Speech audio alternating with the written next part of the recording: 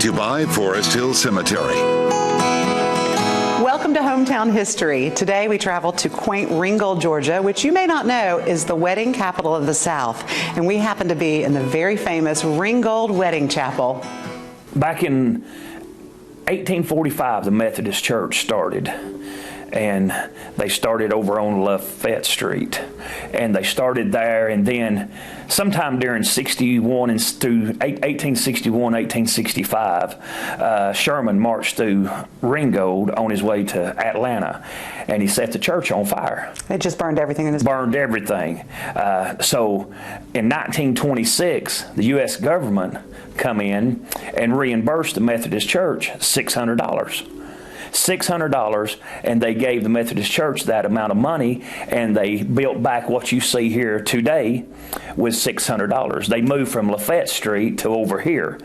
And the history and the story says that they got the brick and they made the brick over at the creek here in Ringgold. They had a place set up, and they got the mud, and they killed it, and they fired it all over at the creek and brought the block over here, the brick over here in 1926. I guess 1972, to 1972 to 1985 or 86. We don't have the exact date, but somewhere around that time, Helen Boyd passed by, and she seen the building vacant. She seen the need for brides to have help getting their wedding done. So she acquired the building, and she opened up. Really, it was just a shop for brides and grooms to come in and set their wedding up. She didn't know what it would blossom into to what you see today, but she's had a vision, I guess, and she'd bring brides and grooms in, and they would go through their wedding. She'd plan it with them, and then people would come over to the courthouse to get their license because they knew this was the marriage capital of the South. And then so Helen acquired a minister and started doing weddings somewhere around 85, 86, 87, somewhere around in that time. We ain't really got the exact date on that. And it blossomed into a wedding chapel. What makes Ringgold, Georgia, the wedding capital of the South?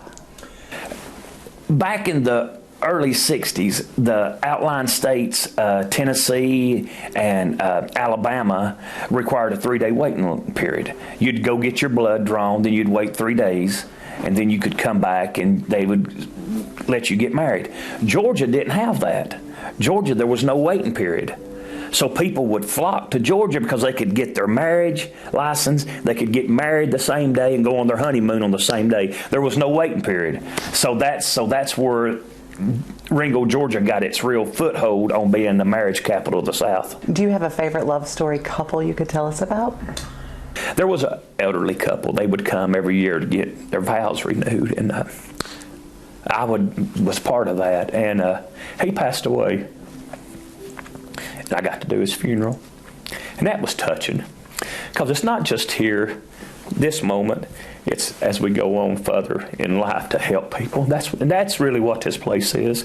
Is it true that you can pay $65 across the street? Yes. For a wedding license? Yes. Get it and come straight over here. Straight over. Doesn't matter what y'all will drop anything to marry somebody. Yes. We've had people in designer gowns, and we've had people in overalls. We've had people come in work clothes. They get off at lunch, come get their marriage license, come. At this fast-paced world, you don't have much time to be off, and they'll get their marriage license at lunch, and they'll rush over here, and they'll get married, and they'll go back to their job and go back home at night, and it's just, yes, it's wonderful.